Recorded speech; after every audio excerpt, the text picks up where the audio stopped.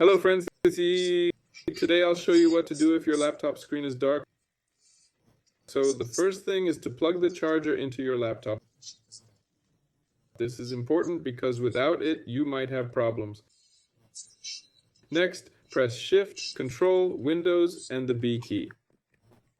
Here it is, right here, yes, the B key.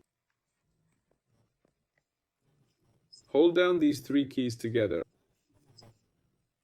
Okay? Now, if that doesn't work, hold down the power button.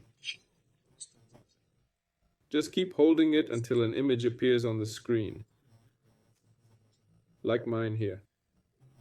If that doesn't help, you can try removing the battery from the bottom if your laptop allows it, and restart it that way.